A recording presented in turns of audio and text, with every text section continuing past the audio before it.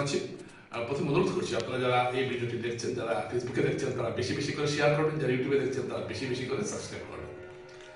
দর্শক, আপনারা জানেন যে একটা ঘটনা ঘটছে, উদাহরণে রাজদীপ গোয়ালাকে টিকিট দেওয়া হবে কিনা আমরা একটা সম্ভাবনা নিয়ে, এরপর থেকে বোরাকের রাজনীতি অত্যন্ত সরগরম এবং আমরা এটা দেখতে পাচ্ছি যে বিভিন্ন জায়গায় নানা ধরনের কথাবার্তা চলছে।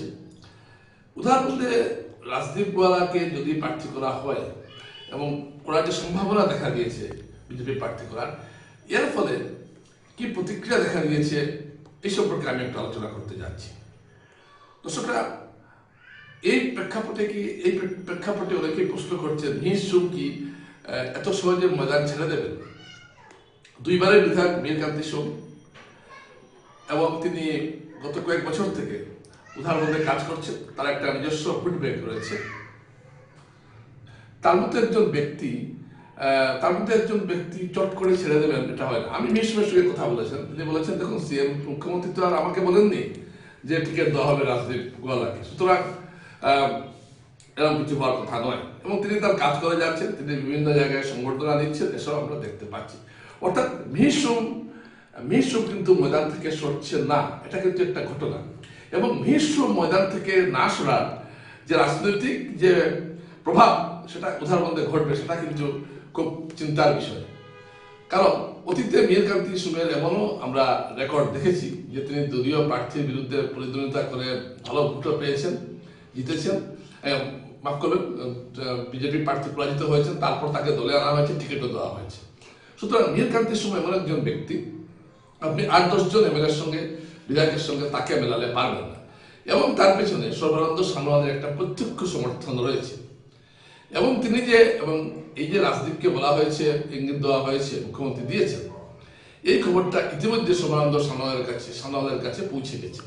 তাই উদাহরণ নিয়ে হয়তো শেষ পর্যন্ত সর্বানন্দ সানোয়াল একটা ভেটো প্রয়োগ করতে পারেন, এরকম সম্ভাবনা কিন্তু রয়েছে। গতকাল কয়েকজন দাবিদার যারা ছিলেন তারা আমার সঙ্গে যোগাযোগ করলেন, বললেন যে সিএম তো কথা দেননি, তাহলে আমরা কেন বসে থাকবো? এখন আপনারা কাজ করুন, কাজ তো করতেই পারেন, দাবি যখন জানাচ্ছেন আপনারা কাজ করুন, যান। সুতরাং উদাহরণ নিয়ে শেষ কথা বলার সময় আমার মনে হয় এখনো আসেনি। কিন্তু এটা ঘটনা, রাজদীপ গোয়ালা ইতিমধ্যে উদাহরণে কাজ শুরু করেছেন, তিনি বিভিন্ন জায়গায় যাচ্ছেন, মানুষের সঙ্গে যোগাযোগ রাখছেন এবং অনেকেই তার কাছে আসছেন এবং বলছেন যে তুমি ভালো, তুমি দাঁড়াও, এইসব কথা চলছে। প্রশ্ন হলো যে এখন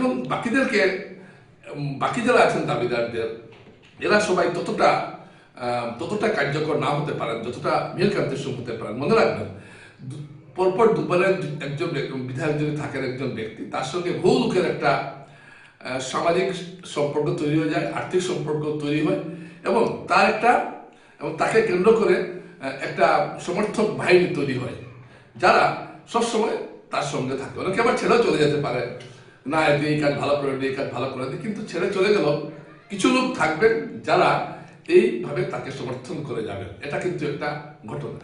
দর্শকরা, আমি এখানে এই প্রশ্নটা এই জন্য আনছি যে উদাহরণ নিয়ে শেষ কথা বলার সময় কিন্তু এখনো আসেনি। যদিও রাজদীপ গোয়ালাকে এখানে মুখ্যমন্ত্রী বলেছেন তিনি জিতিয়ে আনবেন, ঠিক বলতেই পারেন তিনি জিতিয়ে আনবেন, কিন্তু এটা উপনির্বাচন নয়, এটা হলো বিধানসভার সব জায়গায় 126টি আসনে একসঙ্গে নির্বাচন হচ্ছে। এখানে মুখ্যমন্ত্রীর পক্ষে 4-5 দিন উদাহরণে বসে থেকে বিভিন্ন সভায় ভাষণ দিয়ে প্রার্থী জিতিয়ে আনা অসম্ভব, এটা উপনির্বাচনে সম্ভব হয়। তো দর্শকরা, আমি এই কথাটা এই জন্য আনছি যে উদাহরণে রাজনৈতিক যে ডামাডোলটা শুরু হয়েছে, এটা কিন্তু এখন নতুন খাতে বইছে এবং এখানে প্রথমে প্রাথমিক একটা ধাক্কা কাটিয়ে এখন যারা দাবিদার তারা আবার নিজের প্রচারে নেমেছেন এবং তারা বিনা যুদ্ধে নাহি দিব সত্যাগ্রহ মেদিনী, এই মন্ত্র নিয়ে তারা কাজ করছেন এবং তারা সরতে চাইছেন না। এটা একটা ঘটনা। এই সব কিছুর প্রতিক্রিয়া হিসাবে কি হতে পারে আগামীতে, সেটা একটা দেখার বিষয়। এবং আমি আবার যেটা বলতে চাইছি, মীরকান্তি সোম কিন্তু উদাহরণে একটা বড় ফ্যাক্টর। কাউকে প্রার্থী করলেই হবে না। মীরকান্তি সোম কিছু আসন আছে দর্শকরা, এখানে কিছু লোক আছেন যাদেরকে যদি আপনি সঙ্গে না নেন তাহলে এই এলাকায় কাজ করা কঠিন হয়ে দাঁড়ায়। যেমন ধোলাইয়ে যদি পরিমল শুক্লবৈদ্যের পছন্দের প্রার্থী না হয় তাহলে সেই প্রার্থী জিততে খুব অসুবিধা হবে।